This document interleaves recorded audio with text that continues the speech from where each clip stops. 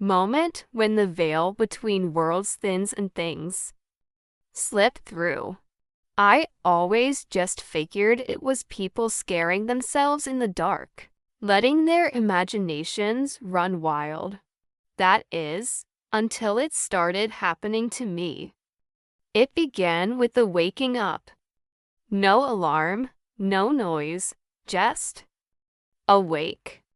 At first, I blamed it on stress from work. But a strange, unsettling feeling always lingered. The room felt wrong. It was too quiet, like the air itself was holding its breath, waiting for something. On the fourth night, I noticed something new. My bedroom door was open. I always sleep with my door shut. Always. It's a habit I've had since I was a kid.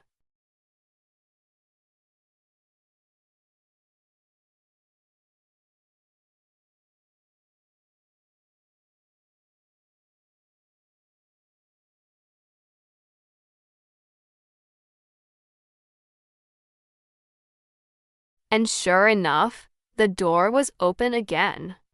Wider this time. I didn't get out of bed. I just lay there, paralyzed. There was nothing. No footsteps, no creaking floorboards, no breathing. Heavy silence pressing in on my ears. That's when I heard it. But it wasn't coming from the hallway. It was inside my room.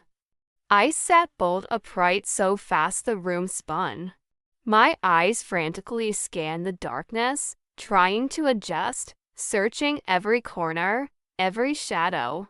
The sound stopped immediately, as if it knew I was listening.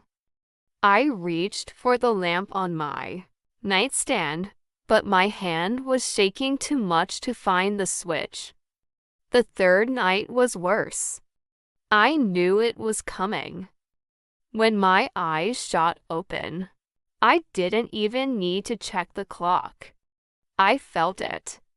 The air was thick and cold.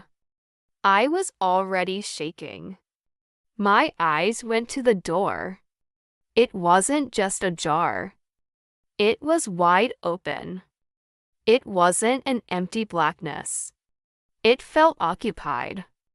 And then I saw the shadow. It wasn't cast by anything. It didn't stretch from a source of light. It just existed. A tall, elongated figure standing just outside my doorway. It was too tall, its head nearly brushing the top of the frame. It didn't move. It just stood there, a silent sentinel of pure black. I tried to scream, but the sound was trapped in my throat. I couldn't breathe. My body felt locked in place, like my fear had a physical weight pinning me to the mattress.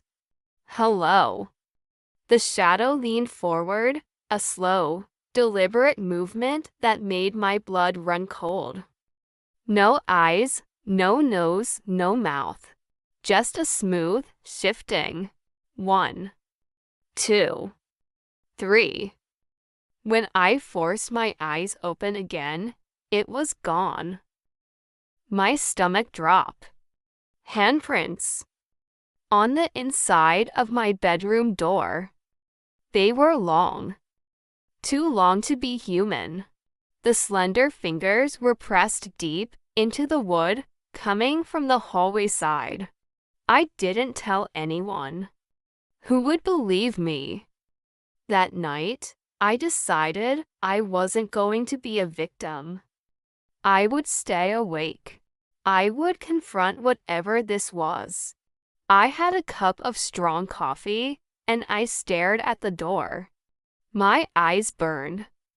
My head started to nod, despite my best efforts.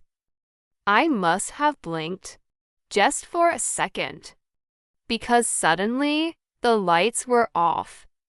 The room was plunged into total darkness. Standing at the foot of my bed, I couldn't see it, but I could feel it. Watching me, studying me, waiting.